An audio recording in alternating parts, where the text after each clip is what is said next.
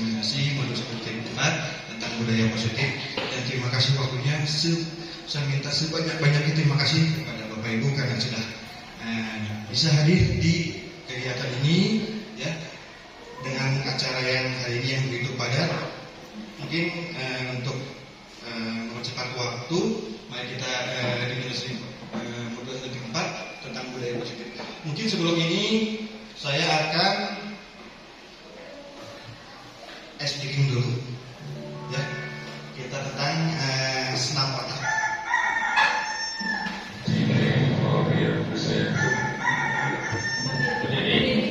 Berdiri boleh, berdiri.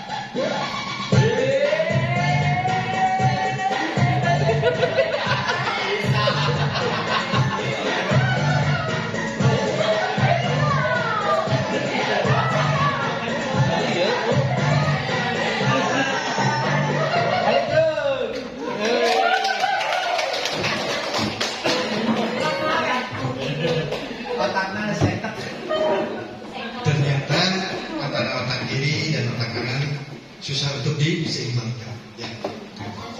Harusnya seimbang, maka kita harus butuh latihan, ya. Yang kedua, mungkin kita langsung ke budaya positif. Apa itu budaya positif? Budaya positif adalah nilai-nilai, keyakinan dan kebiasaan-kebiasaan di sekolah yang berpihak kepada murid. Hal itu dilakukan agar murid berkembang menjadi pribadi yang kritis, penuh hormat dan bertanggung jawab. Membangun budaya positif di sekolah sesuai dengan filosofi pendidikan menurut Ki Hajar Dewantara, yaitu pendidikan yang berpihak kepada murid untuk membantu mencapai tujuan pendidikan. Nah, di sini saya yakin Bapak Ibu semuanya sudah tahu apa itu budaya positif ya. Saya yakin semuanya tahu dan harus kita laksanakan, terutama di kelas-kelas masing-masing. Itu yang terutama dulu, yaitu. Yang kedua mungkin budaya positif ini ada 7 ya, yang akan kita bahas di sini. Yang pertama adalah perubahan paradigma belajar. Yang kedua adalah disiplin positif.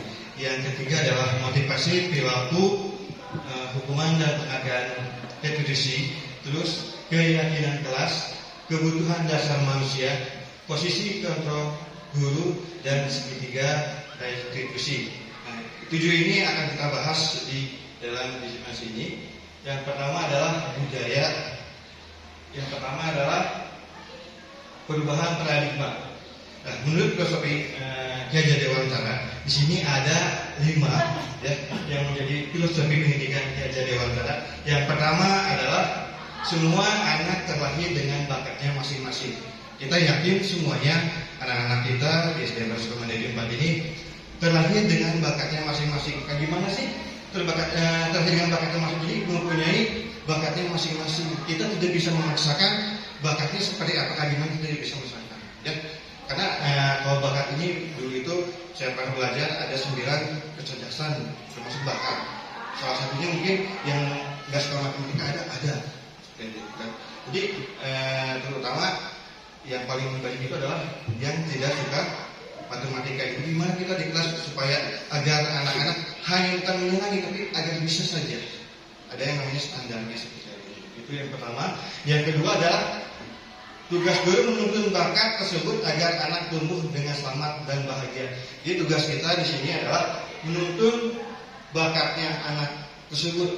Kita sudah melaksanakan kurikulum mereka untuk melaksanakan diagnostik ya.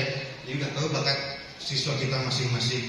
Nah dari situ, dari bakatnya itu maka kita harus menuntun itu adalah mengajarnya, dituntun supaya anak itu supaya mencapai kesenangannya tersebut. Yang ketiga adalah guru ibarat petani, anak ibarat biji jagung. Jadi filosofi pendidikan ini adalah guru sebagai petani kayak gimana? Seorang petani pasti akan menanam sebuah jagung. Bagaimana jagung itu supaya tumbuh menjadi bagus, akan dipelihara, dijauhi dari serangga, hama-hama yang lain, dikasih pupuk, gimana. Nah sama seperti kita juga kepada siswa kita, seperti itu harus dipupuk juga, dikasih hambatan-hambatannya gimana, kayak rumputnya gimana kita hilangkan, seperti kayak gitu ya. Itu untuk yang ketiga. Yang keempat, kodrat alam dan kodrat zaman.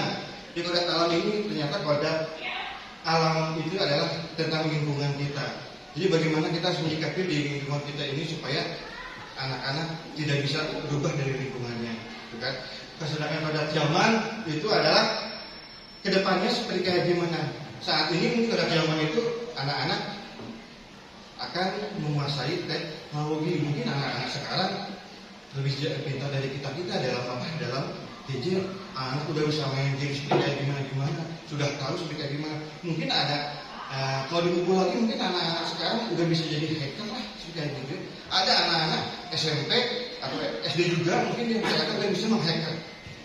Kenapa? Karena zamannya sudah zaman teknologi. Nah, bagaimana kita menyatukannya supaya kita juga menggunakan teknologi dari sekarang kepada anak-anak. Itu di kodrat zaman. Udah itu pembelajaran yang menghamba kepada murid. Jadi kita harus benar-benar bukan menghamba itu bukan menyembah seperti kepada murid, tapi mengikuti keinginan murid sebagaimana dengan keinginan mereka. Itu mungkin. Selanjutnya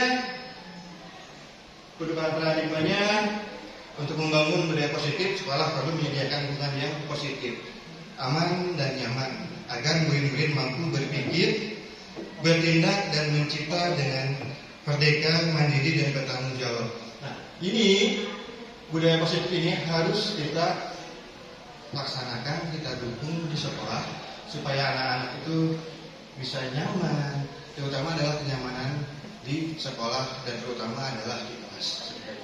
Yang kedua adalah lazimnya disiplin dikaitkan dengan kontrol, dalam hal ini kontrol guru dalam menghadapi murid. Jadi yang paling utama adalah bagaimana kita harus menyikapinya menghadapi murid itu seperti kayak gimana supaya mereka terutama untuk senang belajar.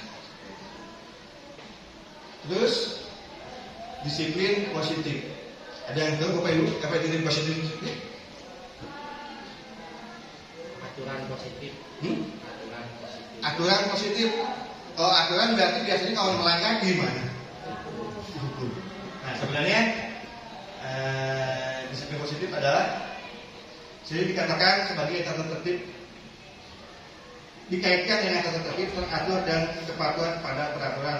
Kata disiplin sering dihubungkan dengan hukuman, ya, hukuman. Padahal sesungguhnya berbeda karena belajar dengan disiplin tidak harus memberi hukuman. Jadi kita saat ini tidak boleh memberi hukuman kepada kita. Ya, dari Dewantara menyatakan bahwa untuk mencapai kemerdekaan dan menciptakan murid yang merdeka, syarat utama adalah harus ada disiplin yang kuat, disiplin yang dimaksud adalah disiplin diri, disiplin yang memiliki motivasi yang tenang, maka kita harus memerlukan orang lain untuk mendisiplinkan kita. Nah, yang pertama mungkin saya mengajak Bapak Ibu, yang pertama adalah disiplinkan dulu diri kita sendiri. Dan mungkin itu yang pertama sih menurut saya. Baru pasti akan dicontoh kepada anak-anak kita. Kalau misalkan kita datangnya tiap harinya mungkin jam 1 juga datang, tidak terlambat, pasti anak-anak juga berarti ibu kan akan mencontoh kita. Dengan perbuatan kita, tingkah laku kita, terutama dengan nada bicara kita, tidak pernah memungkas, anak juga pasti akan mengikuti kita. Itu disiplin positif seperti itu. Terus perilaku manusia, hukuman dan penghargaan restitusi.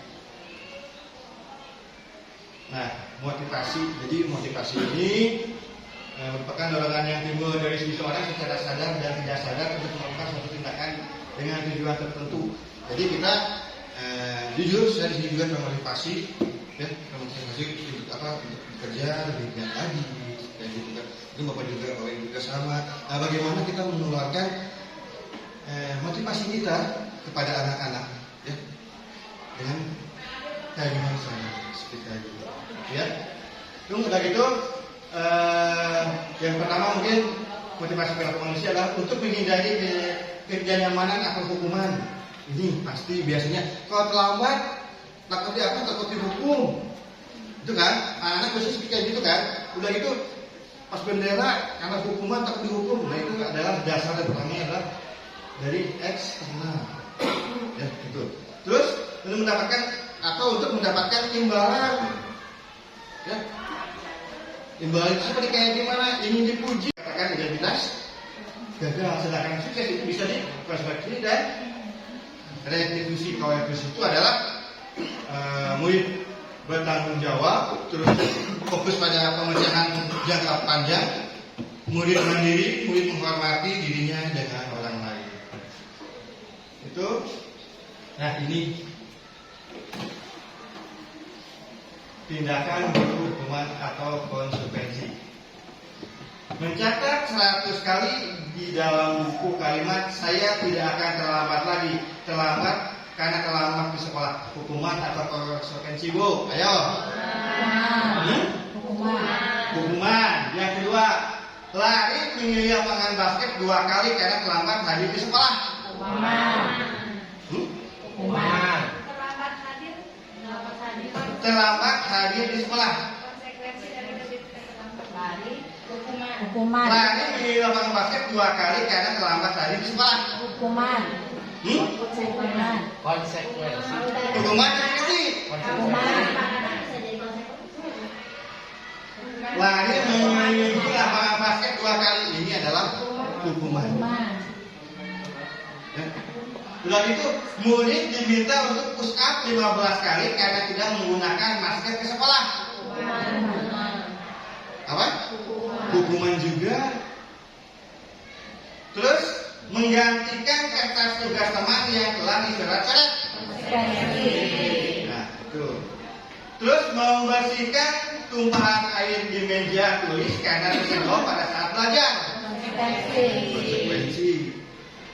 Murid disuruh tidak mengenakan sepatu seharian di sekolah karena tidak mengenakan sepatu hitam. Hukuman. Hmm? Hukuman. Hukuman. Lari mengiringi lapangan basket 2 kali karena terlambat 10 menit untuk pelajaran PJOK. Hukuman. Hukuman. Apa? Hukuman. Konsekuensi. Nah gini Bapak Ibu, mungkin kalau misalkan kalau tidak ada sebab akibat, ya kalau tidak ada akibat di sini kan apa? Mencatat, tapi ini kan kalau yang bawah ya lapangan basket karena pelajaran PJOK. Kalau PJOK pelajaran apa? Olahraga. Kalau dia nggak terlambat maka bisa suruh lari boleh? Boleh. Betul? Nah sekarang kita ke keyakinan kelas. Saya tanya dulu, Bapak Ibu sudah membuat keyakinan kelas di kelas masing-masing? Sudah? Sudah yakin? Tersirat? Tersirat tidak tersurat karena kelas 3 mah. Bagaimana sih caranya? Apa itu keyakinan kelas? Kita bahas Belum dulu beres ya. kelas. Keyakinan kelas adalah nilai-nilai kebajikan atau prinsip universal yang disepakati bersama secara universal, terlepas dari latar belakang, suku, negara, bahasa maupun agama. Menurut dosen, suatu keyakinan akan lebih memotivasi seseorang dari diri atau intrinsik seseorang akan bersemangat untuk melaksanakan keyakinannya daripada sekedar mengikuti rangkaian peraturan. Jadi maka keyakinan kelas ini anak itu akan cepat menangkapnya daripada peraturan-peraturan yang kita buat. Biasanya peraturan yang kita buat di sekolah itu berapa poin? Banyak sampai banyak bisa ya, sampai ada 12 peraturan kayak gitu kan. Tentang apa kayak gitu kan. Udah gitu ada tata tertib juga. Nah, kalau itu akan dikatakan akan bagaimana? Akan susah untuk diingat sama atau diyakini oleh anak-anak. Nah, keyakinan ini biasanya hanya berupa apa? Berupa kata-kata universal yang lazim yang ada nih, prinsip yang universal. Ya, jadi yang gampang diingat oleh anak-anak. Ya, gitu. Nah, ini kita keyakinan kelasnya, yaitu yang pertama adalah keyakinan kelas dibuat dalam bentuk positif. Terus keyakinan kelas tidaknya tidak terlalu banyak menggunakan banyak sehingga bisa dengan dipahami. Semua warga kelas kontribusi dalam membuat keyakinan kelas melalui surat pendapat. Nanti saya akan memberikan sedikit masukan kepada Bapak Ibu ketika saya melaksanakan keyakinan kelas. Keyakinan kelas tadi masih caranya. Kalau saya kemarin di kelas 4 coba untuk membuat apa sih yang pertama mungkin saya membuat kalau anak sekolah ini udah bisa menulis ya. Keinginan kalian di kelas ini apa sih? Anak-anak itu semuanya menulis satu persatu. Ya. Menulis satu persatu keinginan mereka di kelas tersebut. Ya. Banyak lagi tulis satu persatu sama anak-anak. Kemudian kita kelompokkan dari hasil itu kita kelompokkan, ya kita kelompokkan dan kita mana yang masuk menjadi bersatu-satu ya satu-satu kita masuk ke kelompokan dulu dari kelompokan terus kita buat ininya masuknya ke yang mana dan ditentukanlah keyakinannya seperti gimana dan udah menentukannya alhamdulillah kelas saya kelas 4C kemarin kesepakatannya hanya 3 yaitu tentang yang pertama adalah saling menghormati, yang kedua adalah tentang tepat waktu, dan yang ketiga adalah menjaga lingkungan kelas. Tapi dari situ banyak sebenarnya, ya dari saling menghormati itu banyak. Contohnya kayak gimana? Saling kebanyakan, ya mungkin mohon maaf, anak-anak sekarang banyaknya saling mengejek sama orang tua, kayak gitu. Itu dikatakan nggak masuk ke saling menghormati. Udah gitu saling guyon kayak gimana? Lagi belajar mungkin lagi misalkan gurunya lagi menerangkan anak-anak itu kayak gimana? Itu udah dikatakan sudah di keyakinan seperti gitu ya, di saling menghormati seperti itu. Udah gitu tepat waktu kayak gimana ya, anak diharapinnya semuanya tepat waktu, termasuk bukan hanya untuk gurunya tapi juga untuk siswa dan gurunya juga harus tepat waktu. Dan yang ketiga mungkin katakan menjaga kebersihan, menjaga lingkungan sekolah atau menjaga lingkungan kelas supaya gimana anak-anak tidak membuang sampah sembarangan seperti itu. Itu mungkin ya, saya. Nah sekarang kebutuhan dasar manusia. Kebutuhan dasar manusia ini ada 5 kebutuhan dasar manusia. Yang pertama adalah bertahan hidup. Apa sih yang bertahan hidup kita? Baik kita apa sih untuk bertahan hidup? Makanan, sandang, papan. Loh, makanan, sandang, survival, sandang, pangan. Dan kita wajib makan, ya kan? Dengan pasti minum. Dan jangan salah Bapak Ibu, kemungkinan Bapak Ibu menemukan kasus di kelas ada anak yang suka ngambil makanan teman-temannya, suka ngambil gak bawa bekal. Kenapa? Nah itu kemungkinan dia ingin bertahan hidup. Kenapa? Karena dia tidak membawa bekal, tidak punya jajan. Nah sama ibu jangan gimana, coba ditanya Bu, ya, coba ditanya secara terus ini, ya ditanya kayak gimana, kenapa? Pasti ada. Itu menjadi dasar kebutuhan manusia. Yang kedua adalah berasa diterima atau love and belonging. Ya, kita juga pasti ingin ya harus bisa saling sayang sama seseorang, gitu kan. Yang ketiga adalah kebebasan. Kita juga butuh kebebasan. Ya. Terus ada kesenangan. Terus ada penguasaan, kekuatan, power. Kita juga ingin kuasa seperti itu. Nah mungkin ini kita buat game, ya. Kita buat game. Bentar, Bapak Ibu. Ibu nggak apa-apa pulang duluan? Ya. Istirahat setelah. Bentar ya, Pak.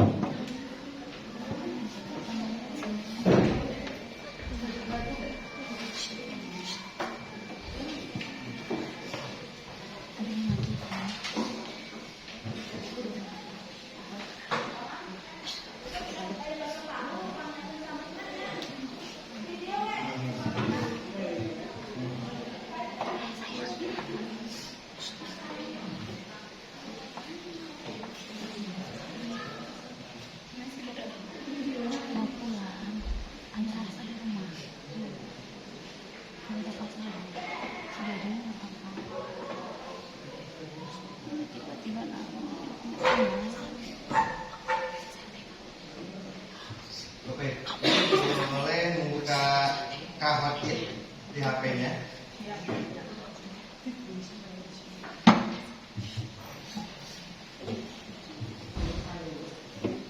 Kahoot aja, Bu. Di Google Kahoot. Sambil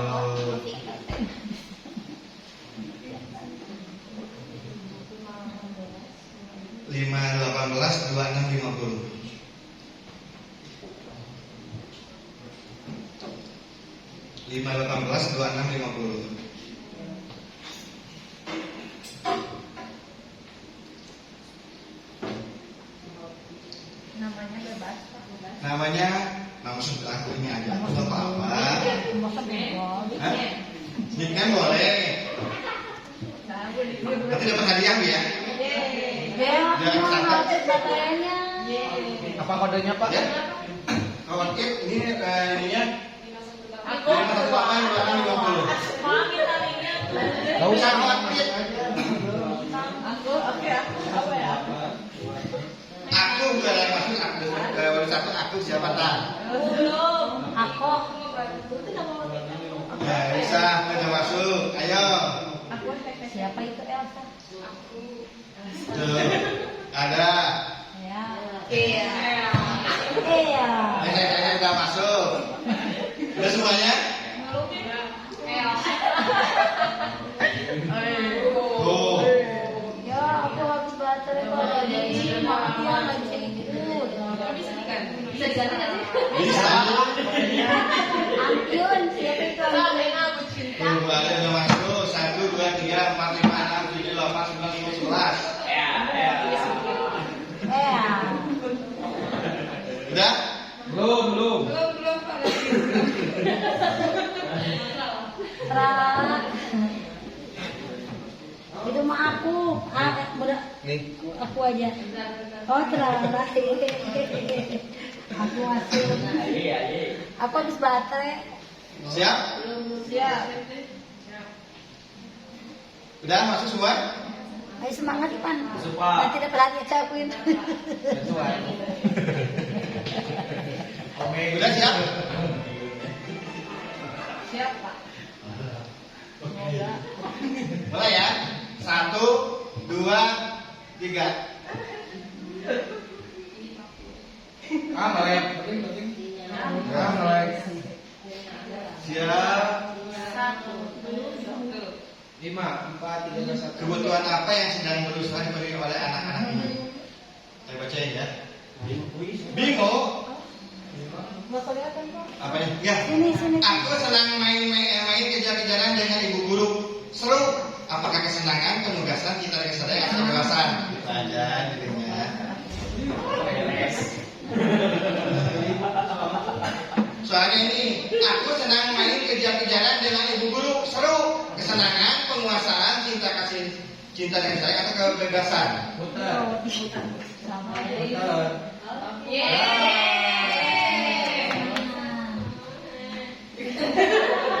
Dua. Tuh. Ayo yang kedua. Masih yang tadi ya. Ibu kejar aku karena ibu guru sayang aku. Oke.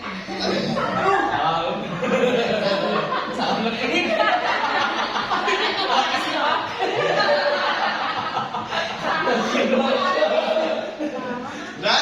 Biru jawabannya. Saya siapa sekarang? Oh, yang ketiga.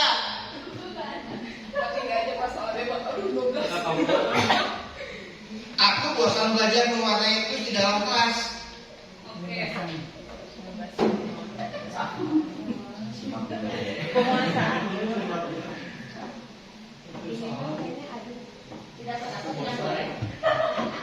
Dapat gula aren. Asik. Iya bahaya ya. Aku nggak ikutan tapi aku mau. Siapa masih? Lagi Elsa pernah iya sih. yang Yang keempat. Aku hebat kan? Bisa bikin ibu guru kejar aku.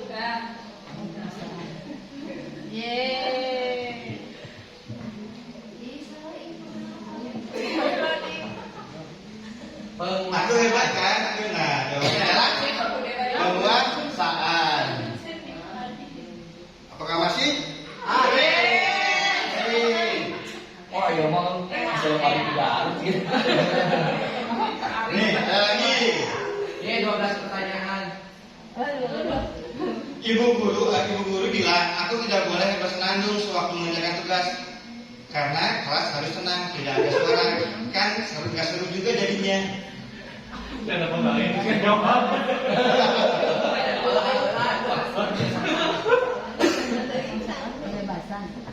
Kebebasan. Salah bilangnya. Ya. Siapa lagi?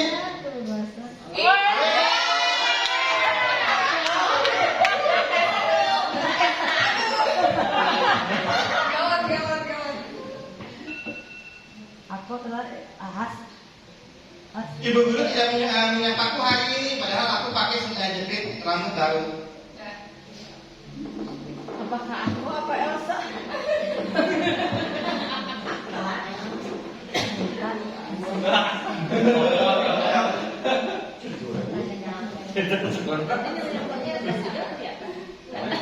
Sudah semuanya? Yang belum nih. Jawabannya adalah cinta dan kasih sayang. Coba sekarang. Nah, salahnya. Aku masih. Aku udah salah nggak aku? Aku sebel gambarku tidak rapi, malah ibu guru menunjukkan ke teman-temanku di depan kelas.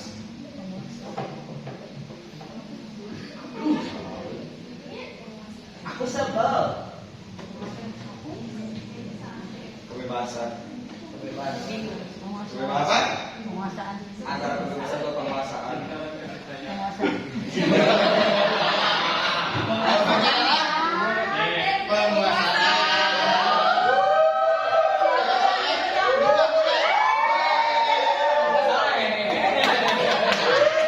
Nah, ikutin ibu.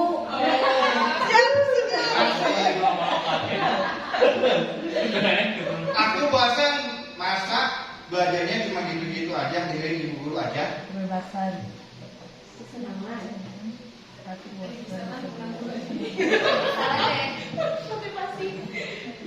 Ayo, Ibu guru aja. satu lagi yang belum.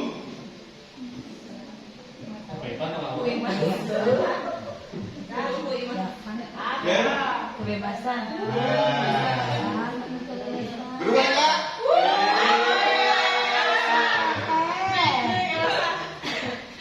Masih ada 3 lagi. Manajemen mobil itu seru. Penguasaan. Penguasaan.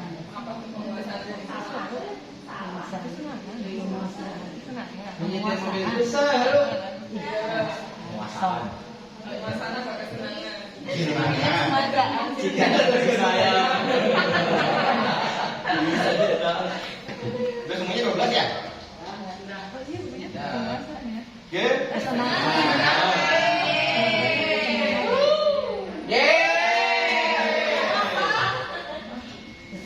Elsa sama internet. Iya dong. 2 lagi, 3 lagi. Rapunzel. Biar bisa jalan-jalan naik mobil sama teman-temanku. Lari kan? Mobil lari. Mobil. Senang aku. Tenang. Kita tiap hari cinta dan kasih sayang. Pak Biar. Tenang, dengar.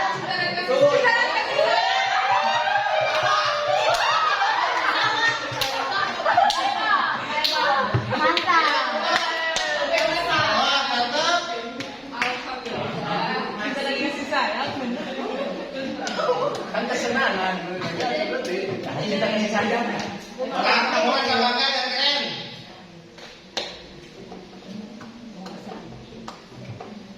Kita lagi kasih sayang.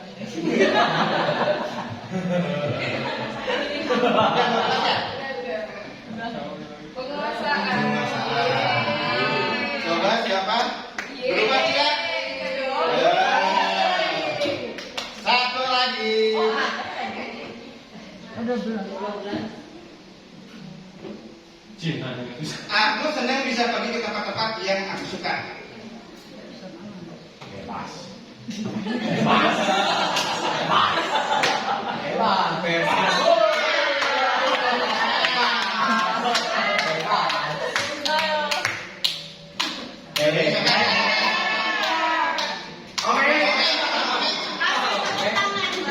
Yang pertama siapa?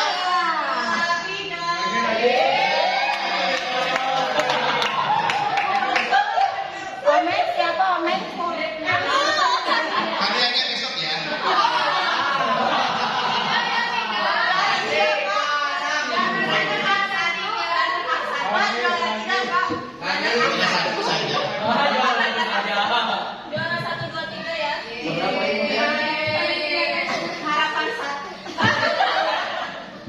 Nah, kita lanjutkan lagi. Nah, ini Bapak Ibu coba perhatikan. Ini adalah jika anak dihukum seperti ini ya. Adanya apa-apanya kelihatan sini. Nan, sini kamu. Selamat pagi Bu. Selalu terlambat. Kamu deh, pasti terlambat. Maaf Bu, saya Apa? Apa coba? Alasan kamu apa lagi? Kapan sih kamu tidak terlambat? Kayak siapa ini? Buat.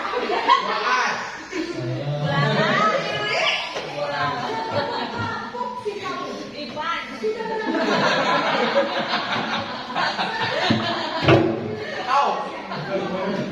Cerminan diri Ivan. Cerminan gue mah jadi guru-guru seperti ini. Kenapa? Kamu malah ibu berani-beraninya jawab kan? Sudah terlambat masih berani jawab pula.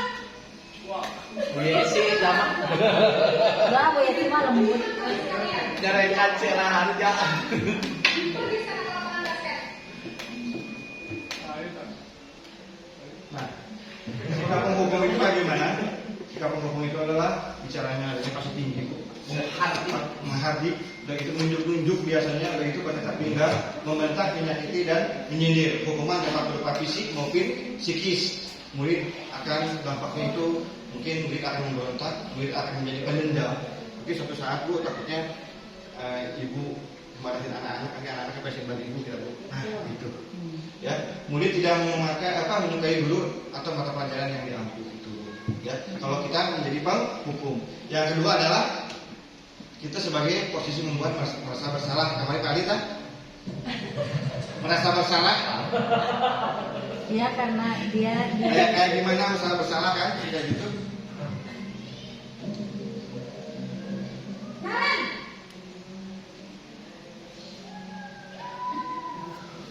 Selamat pagi Bu. Naren, kamu kenapa terlambat lagi, Nak? Ya Tuhan, Naren, kamu senang ya bikin ibu susah ya? Nah, senang bikin ibu susah ya. Nah, Terlambat lagi, nanti ibu yang ditegur bapak kepala sekolah, Nak. aku pikir aja kayak gitu. Tuh, gimana ini? Maaf Bu. Duh, Gusti Naren, kamu suka ya kalau ibu tegur bapak kepala sekolah? jadi membuat anak gimana merasa Terus, bersalah. sekarang ibu harus tulis apa yang di buku absen? Ini kamu sudah sering terlambat loh. Ibu harus apa coba? Maaf Bu. Maaf sekali. Ya sudah, lain kali jangan bikin ibu susah lagi anak ya. Ibu tidak akan kuat lagi kalau kamu begini terus. Bisa jantungan kalau ibu tegur bapak kepala sekolah. Sekarang cepat kelas. Maaf ya Bu. Tas, Maaf Tas, Nek. sekali. Nah, itu membuat orang bersalah, bicaranya pasti akan tenang, cenderung lembut. kuenya masih ada. Ya, begitu merasa hal yang merasa kesalahan pada murid dan membuat guru menjadi takut. Kayak gitu. Begitu dampaknya si murid akan bersalah. Murid akan merasa rendah diri dan menyakiti dari lingkungan. Murid akan menyimpan emosi negatif dalam dirinya. Nah ini yang ketiga adalah ciri khas Pak Ari. Jatuh. Pak Ari sendiri. Kalau sebagai teman kayak gimana? Nan,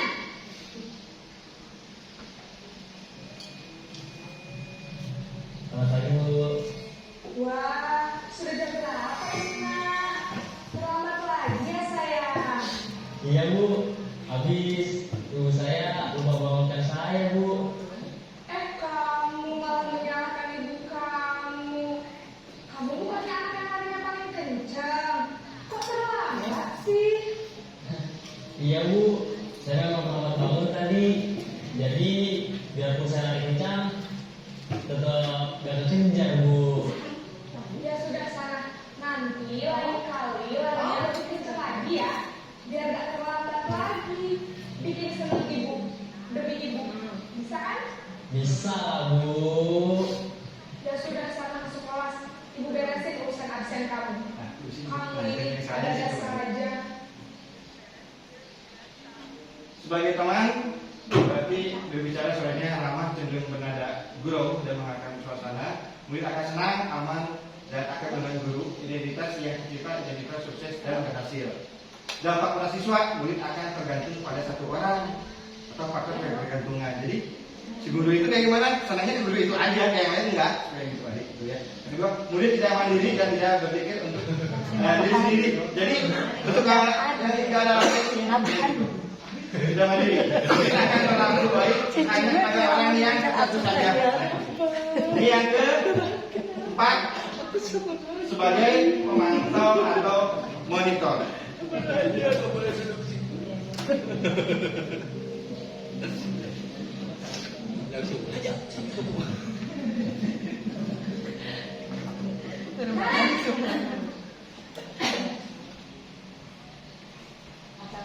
Selamat pagi Bu. Naren, apa peraturan sekolah kita tentang jam berapa kita harus masuk? Langsung menanyakan peraturan.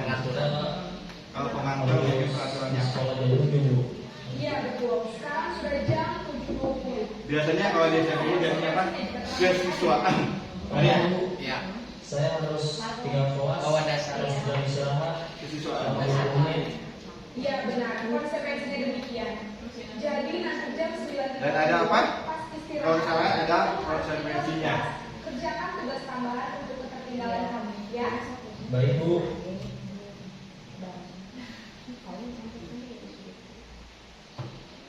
Di sini sebagai pemantau atau mentor, posisi pemantau akan bersuara datar, tidak emosional, tidak bersuara gurau. Pemantau mengadakan perhitungan atau data untuk mengevaluasi. Jadi di sini ada peraturan yang dipegang. Di sini peraturannya tata tertibnya apa? Nah itu pasti itu. Tercipta identitas jadi positif. Pemantau akan memantau siswa dan memberikan sanksi kepada siswa yang melanggar. Jadi memberikan sanksi. Udah gitu, murid akan menghitung dampaknya konsekuensi dan hadiah tanpa memahami sepenuhnya nilai kebijakan yang dituju. Murid tidak sepenuhnya mandiri, jadi dikerjakan, ditunggu nih nanti kalau misalkan dapat penghargaan dan jadi dihitung. Jadi tidak ke intinya gitu. Itu untuk yang sebagai pemantau. Sekarang mungkin sebagai manajer. sebagai manajer.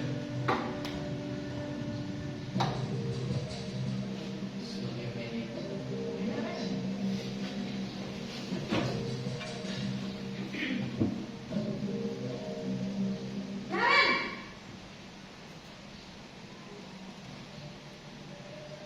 Selamat pagi Bu. selamat pagi Naren. Maaf Bu, saya terlambat. Iya, sekolah masuknya jam 7, sekarang sudah jam 7.20. Jadi sekarang bagaimana ini Naren? Maaf Bu, saya lupa setel alarm saya semalam. Baiklah, menurut kamu, keyakinan sekolah yang mana yang perlu kamu tingkatkan? Menghargai diri sendiri dan orang lain mungkin ya Bu. Setuju. Jadi, apakah Naren meyakini prinsip saling menghormati tersebut? Iya Bu, saya meyakininya. Apakah kamu bersedia memperbaiki masalah keterlambatan ini? Bersedia Bu. Bagaimana kamu akan memperbaiki masalah keterlambatan ini? Saya akan coba untuk tidak lupa menyetel alarm saya Bu. Baik, kalau Naren lupa menyetel alarm di rumah, ada orang yang kira-kira bisa bantu mengingatkan tidak? Ada Bu, kata saya, Kak Emma. Ada lagi selain KM? Selain Kak Emma, ada ibu saya. Baik, jadi yang mengingatkan Naren adalah Kak Emma dan ibu kamu ya. Kira-kira akan mulai start alarm kapan nih Naren? Setelah pulang sekolah, akan segera saya lakukan. Baik, jadi Naren akan setel alarm untuk bangun besok pagi dan akan diingatkan oleh kakak dan ibunda Naren ya. Ada lagi yang mungkin perlu dilakukan Naren agar tidak terlambat bangun lagi. Tidak ada Bu. Baik Naren, terima kasih untuk kerjasama kamu. Sekarang kamu perlu kembali ke kelas untuk belajar. Baik Bu, terima kasih. Nah itu sebagai manajer. Mana yang paling baik? Kenapa? Karena tidak ada hukuman. Diambil jadi kayak gimana? Jadi siswa yang mandiri mencari solusinya kayak gimana? siswa yang mempunyai masalah dan siswa yang menemukan solusinya seperti gimana itu. Nah, berdasarkan peraturan pemerintah nomor 74 tahun 2008 pasal 39 sanksi oleh guru kepada peserta didik. Nah, mungkin ini kita sebagai guru harus tahu. Jadi segala berhati aja. Hanya boleh memberikan apa, Bu? Ini, Bu. Sanksi, Bu, ya. Hanya dapat berupa teguran atau peringatan baik lisan maupun tulisan, serta hukuman yang bersifat mendidik sesuai dengan kaidah pendidik, kode etik guru dan peraturan perundang-undangan. Nah, ini, Bu, ya, yang harus kita sebagai landasan kita sebagai guru di sini, sanksi oleh guru kepada peserta didik di sini. Ya. Jadi kita tidak boleh ibaratnya menyentil pun tidak boleh, ya. Jadi kita harus apa di sini? Berupa teguran, peringatan, baik lisan maupun tulisan. Udah itu jika masalahnya lebih dari besar sekali, bagaimana? Bisa gimana kan? Sanksi yang diberikan dilaporkan kepada guru atau pimpinan. Jadi dilaporkan kepada kepala sekolah. Ini sudah tercantum di peraturan pemerintah nomor 74 tahun 2008 pasal 39. Sudah jelas ada PP-nya. Itu hanya mengingatkan saja saya. Sudah gitu, yang terakhir adalah segitiga restitusi. Di sini restitusi adalah proses menciptakan kondisi bagi murid untuk memperbaiki keasalahan mereka sehingga mereka bisa kembali pada kelompok mereka dengan karakter yang lebih kuat. Sudah gitu, restitusi juga merupakan proses kolaborasi yang mengajarkan murid untuk mencari solusi untuk masalah mereka dan membantu murid berpikir tentang orang seperti apa yang mereka ingin menjadi tujuan mulia dan bagaimana mereka memperlakukan orang lain. Dosennya tahun 2024. Nah, ciri-cirinya bukan untuk menebus kesalahan, memperbaiki hubungan, tawaran, bukan paksaan, restitusi menuntut untuk melihat keadaan diri, restitusi mencari kebutuhan dasar yang mendasari tindakan, restitusi adalah cara yang paling baik untuk fokus pada karakter dan bukan tindakan. Restitusi fokus pada solusi, restitusi mengembalikan murid yang berbuat salah pada kelompoknya. Terus, nah, restitusi ini terdiri dari 3: menstabilkan identitas, validasi tindakan yang salah, menanyakan keyakinan, dan menstabilkan. Ini contoh-contohnya untuk contohnya aja mungkin benar siapa yang salah, Bapak Ibu lebih tertarik untuk menyelesaikan masalah itu dikatakan di menstabilkan identitas. Contoh-contohnya, apakah kamu bersikap baik pada dirimu sendiri? Sudah menstabilkan identitas. Atau berbuat salah itu hal yang manusiawi, tidak ada manusia yang sempurna. Bapak Ibu juga pernah berbuat salah. Nah, itu menstabilkan identitas. Yang kedua adalah validasi tindakan yang salah. Kamu bisa melakukan hal yang lebih buruk, tetapi akan gimana? Dan juga kamu tetap melakukan itu kan? Kamu juga punya alasan mengapa melakukannya. Di sini adalah validasi tindakan yang salah. Udah yang terakhir adalah meningkatkan keyakinan apa nilai yang kita percaya di kelas atau sekolah kita, nilai-nilai apa yang telah kita sepakati. Jadi contohnya kayak artinya ada Bu kesepakatan kelas, Bu keyakinan kelas, Bu seperti ini buatan Bu Nur, ada di sini seperti itu. Ya, itu. Ada butuh angkat tangan. Butuh angkat tangan. Nah, ini mungkin contoh saya melakukan tindakan dokumen dalam ini sejatinya ini terlambat ceritanya, Bu. Terlambat. Nah, jadi tidak dimarahin, Bu.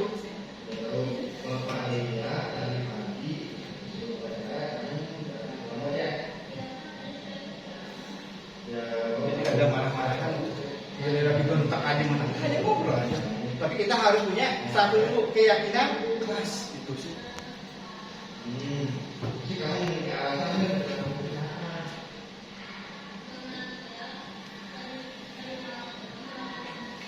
Biarkan anak yang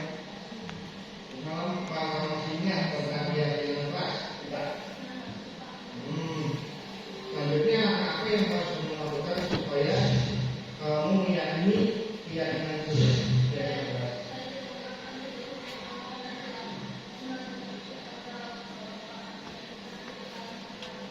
Jadi kamu akan berubah sikap kamu dengan cara mengambil keputusan dalam perang. Nah, pasti ingin menjadi siswa sukses kan? Nah, oleh karena itu, mari kita sama-sama melaksanakan kegiatan yang keras yang pernah kita buat itu supaya semuanya mencapai kesuksesan dan itu kan, dan jangan mengulangi lagi kesalahan yang telah kamu lakukan. Ya, ini kita jadi bapak, akan boleh ya.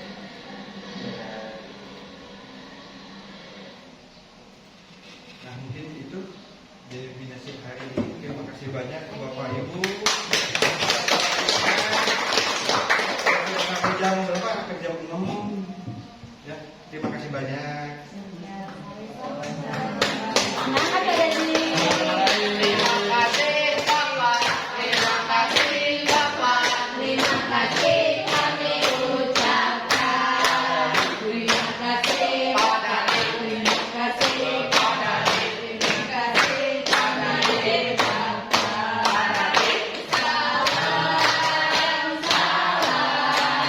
Terimalah salam dari kami yang ingin maju bersama-sama.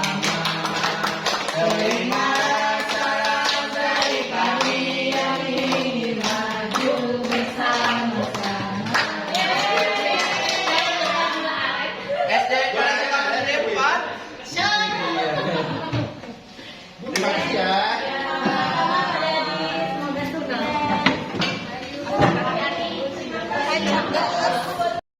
Assalamualaikum warahmatullahi wabarakatuh.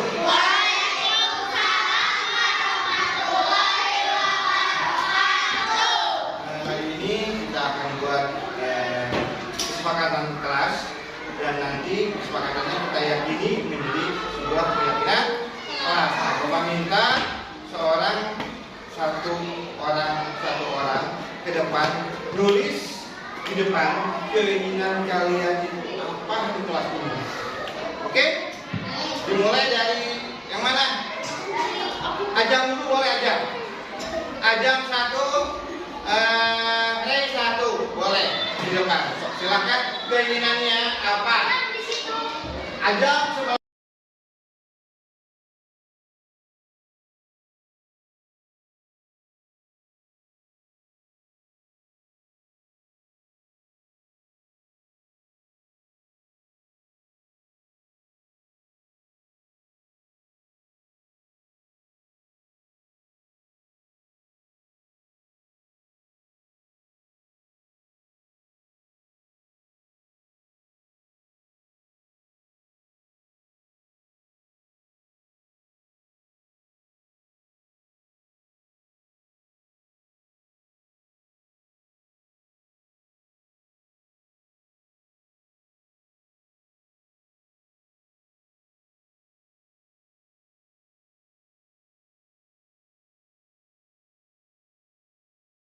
berarti apa Bapak Ibu?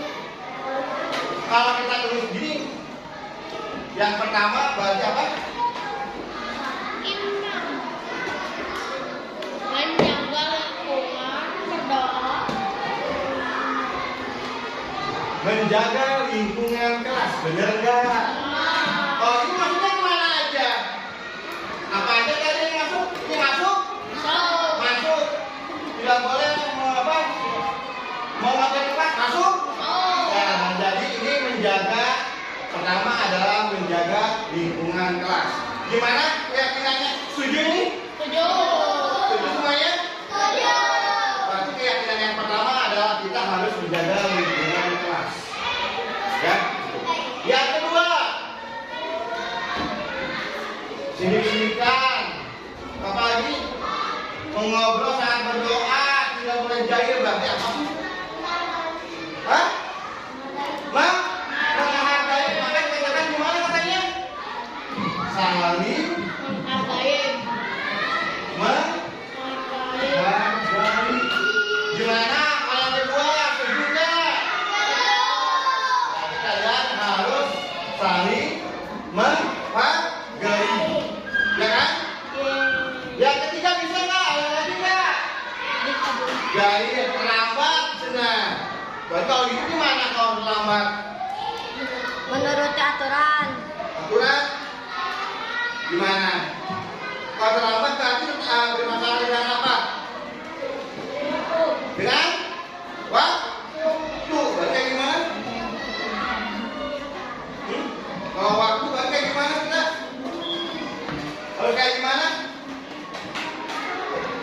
Tepat? Tepat waktu.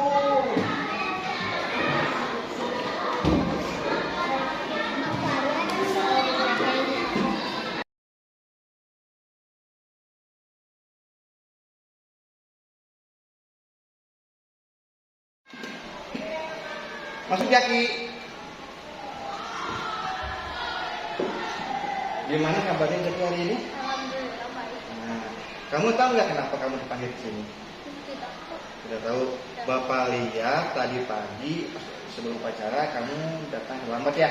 Iya Pak, tadi saya kesiangan. Ya, Bapak tahu setiap orang pasti pernah mengalami kesiangan. Termasuk Bapak juga pernah mengalami kesiangan ya? Ya Kayak Pak, gitu. saya minta maaf sudah datang terlambat. Pasti kamu memiliki alasan ya terlambat itu kenapa? Karena saya tadi malam itu melakukan TV sampai larut malam. Terus malam apa kamu masih ingat tentang keyakinan kelas kita? Ya masih Pak. Selanjutnya langkah apa yang harus kamu lakukan supaya kamu meyakini keyakinan tersebut, keyakinan kelas? Saya di rumah kan tidak lebih awal dan tidak menonton TV sampai larut malam Pak. Dan bisa datang tepat. Jadi kamu akan merubah sikap kamu dengan cara tidak menonton TV sampai larut malam, kayak gitu kan? Nah, kamu pasti ingin menjadi siswa sukses kan? Ya. Oleh karena itu, mari kita bersama-sama melaksanakan keyakinan kelas yang pernah kita buat itu supaya semuanya mencapai kesuksesan, kayak gitu kan? Dan jangan mengulangi lagi kesalahan yang telah kamu lakukan. Ya, gitu ya. Mungkin itu aja dari Bapak. Sekarang kamu boleh istirahat ya. Ya.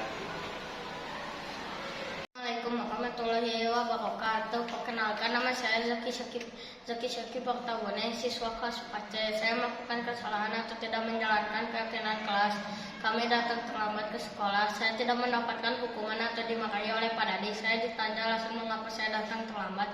Kemudian saya menjelaskan alasan saya kenapa saya datang terlambat. Pak Dadi tidak marah ketika saya memberikan alasan. Saya diminta mencari solusi atas kesalahan saya. Saya berusaha mencari solusi dengan bimbingan Pak Dadi sehingga saya dapat menemukan solusi yang saya harus lakukan. Yang Pak Dadi lakukan adalah memperkuat keyakinan kelas demi masa depan saya dan mengingatkan agar saya tidak mengulangi perbuatan tadi. Wassalamualaikum warahmatullahi wabarakatuh. Nanti silakan masuk. Silakan duduk. Gimana kabarnya Rani hari ini? Alhamdulillah baik.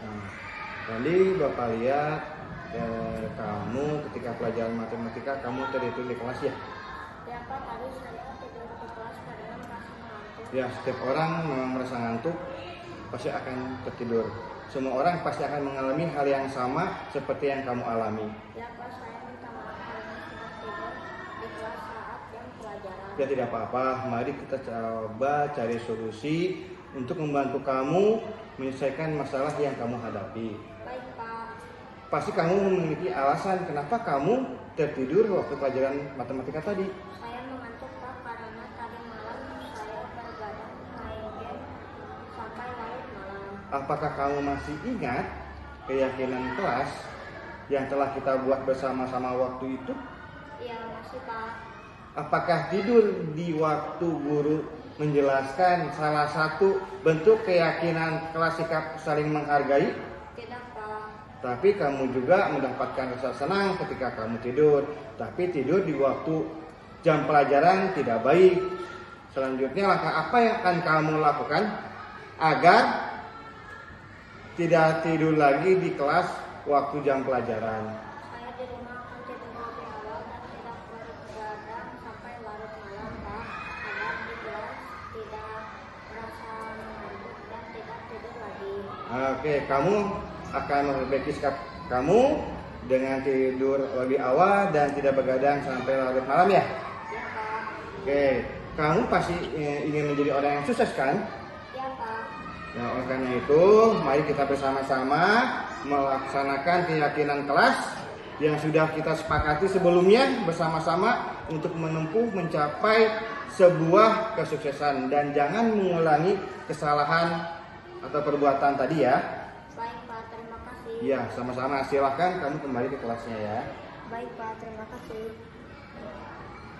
Nama saya Emrani, siswa kelas 4C. Saya melakukan kesalahan atau tidak sesuai dengan keyakinan kelas kami, yaitu tidur di kelas. Saya tidak mendapatkan hukuman atau dimarahi. Pada tadi saya ditanya alasan kenapa tidur di kelas dan tidak memperhatikan penjelasan guru dan diminta mencari solusi atas kesalahan saya. Saya berusaha mencari solusi dengan bimbingan Pak Dadi sehingga saya dapat menemukan solusi yang harus saya lakukan. Pak Dadi lakukan ini adalah demi masa depan saya.